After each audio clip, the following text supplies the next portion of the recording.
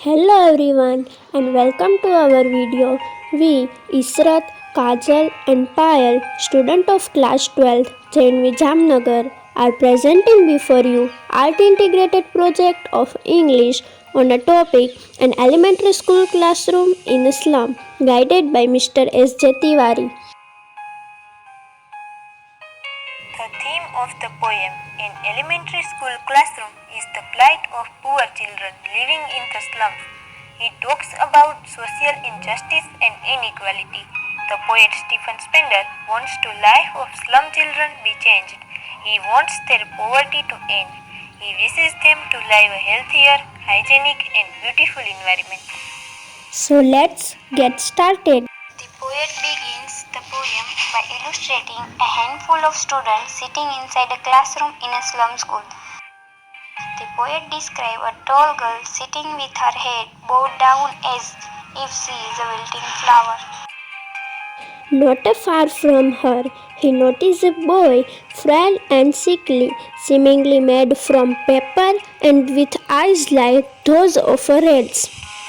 Another boy in the class has twisted bones, a genetic disorder that he seemed to have inherited along with the poverty. In contrast to these two, a sweet, quiet boy sits almost unnoticed at the back of the dim class.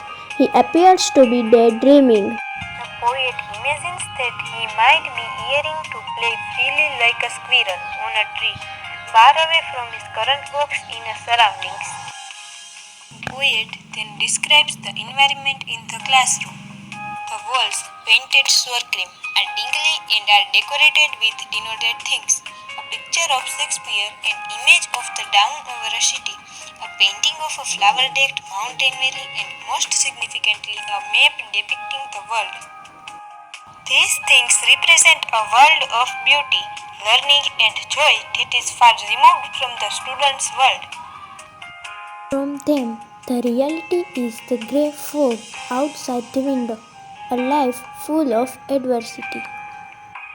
The reality includes narrow streets and the grey sky, which are stifling and which offers no chance at betterment. Thus, their life is in the stark contrast to the world described in their books. For the children, the world of their books are meaningless. Next, the poet speaks about Shakespeare and map being negative influences. They are weak because the things the students see on the map or read in their books only function as a temptation. The lives of the children are led in the dim and cramped reality of the slum. The children of the slum have deprived existence. They are unnourished with their bones showing through skin. Even the spectacles, which are required by some children, are made up of cracked glass with heavy steel frames. They are forced to meet their needs with standard and broken things, perhaps those that are discarded by the rich. The poet laments the fact that the existence of these children revolves around foggy slums. He declared in anger the classroom maps should be covered with slums because most of these children will experience nothing else in their lives.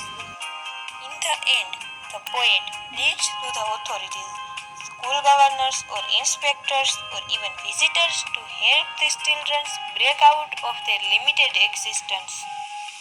The children should be allowed to escape the repressive environment of the slum and the narrow window which have doomed them to a life of misery and deprivation.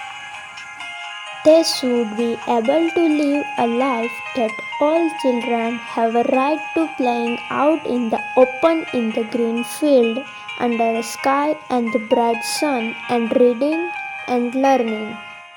The last few lines are strongly expressive of the poet's wish for the children to live a fulfilled and natural life. The poet hopes that the children's future will be bright and that they will be able to successfully utilize the education that they get.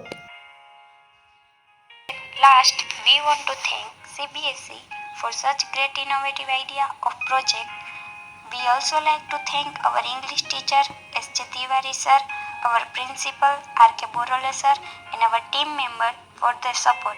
Thank you so much everyone.